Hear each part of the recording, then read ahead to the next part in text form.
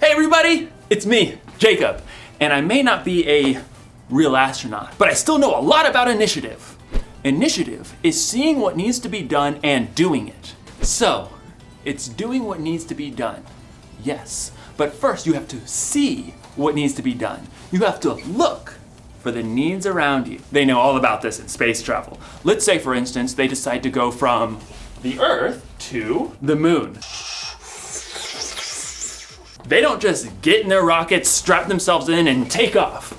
No. Hey phone, how do I get to the moon? No. They spend months, even years, planning for every trip. They prepare for things that might go wrong and have backup plans in place to help protect them. They look out for things that might get in their way, like other aircrafts or satellites. Oh, look out for that asteroid! Oh, that was a close one. They decide before they even start the trip exactly where they're gonna go and how they're gonna get there. They know Aw, man.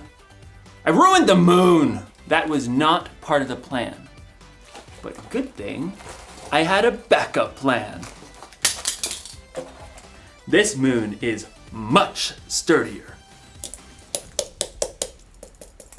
In today's story, we'll hear more about Nehemiah, who had a plan to make the city of Jerusalem stronger. And there was more to that plan than just rebuilding the wall. Nehemiah could have used a smartphone. Knock knock, who's there? It's phone. Hey, phone, question. How do I make Jerusalem stronger? Or maybe not. I'll see you in a few.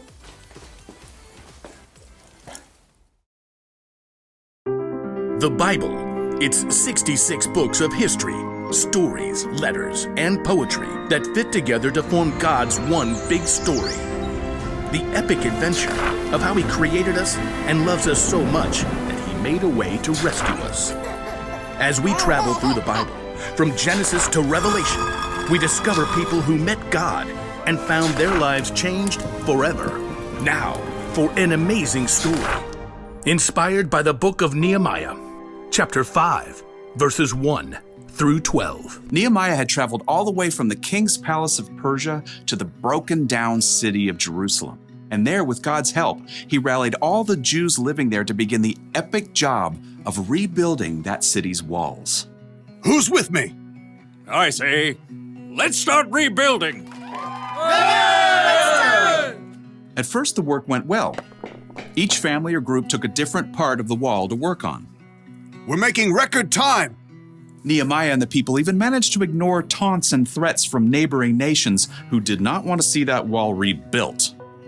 If a fox climbs on that pathetic thing, it'll fall right down. The God of heaven will give us success. So it seemed like nothing was going to stop this big project until new trouble showed up. From inside the walls, a group of Jews in ragged cloaks came to look for Nehemiah where he was working on the wall. There's not enough food for everyone. We're being forced to sell our fields and vineyards just to buy grain. There's hardly enough to keep us alive. The king's taxes are high. We have to borrow money, but then we can't even pay the high interest. Interest was extra money the people had to pay back. It was so high they could hardly keep any of the money they made. Who's making you do this? Other Jews, our own relatives. We even had to send our children to work for them as slaves. We have nothing left. Please help us. This is not right. It's not right at all. I'll take care of it. Nehemiah was so angry that he didn't trust himself to act in the moment. Instead, he thought it over for a time. God, what do I do about this? His own people were mistreating those who had less. Nehemiah took this so seriously, he stopped work on the wall to call together the Jewish nobles and officials. What's this all about? Better be good. Making us lose all this work time.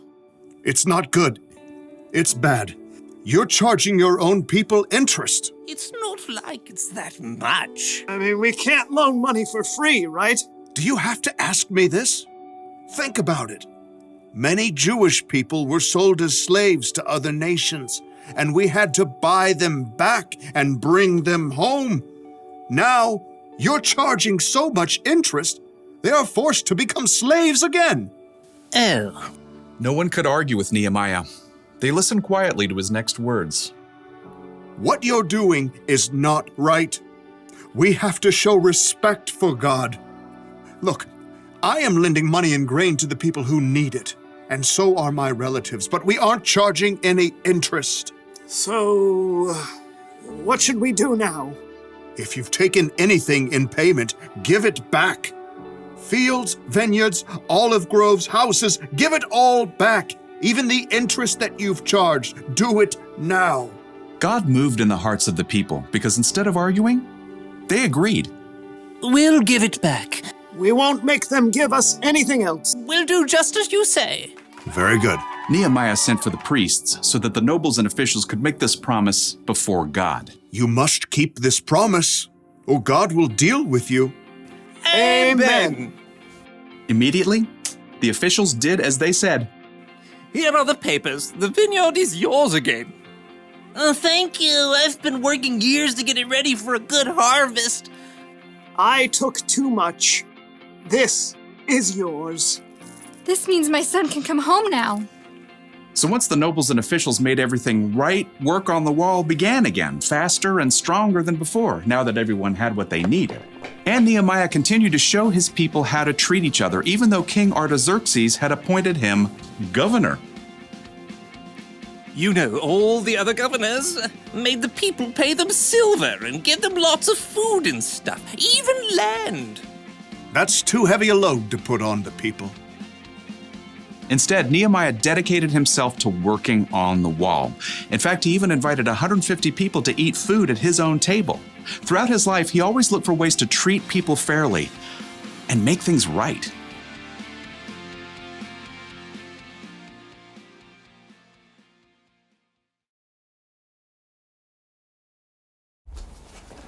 The city of Jerusalem was in trouble because the walls had been broken down. But that wasn't the only thing that was broken. Nehemiah looked and saw that some of his people were being treated unfairly because they were poor, and he did something about it. He stood up for them and worked to make things more fair. Initiative starts with seeing what needs to be done, and more often than not, it starts with seeing who needs to be helped and what needs to be made right. That's one of the reasons Jesus is so amazing. He saw people. He showed people how valuable they were by loving them no matter what, and he inspired them to love others. We're called to love people too.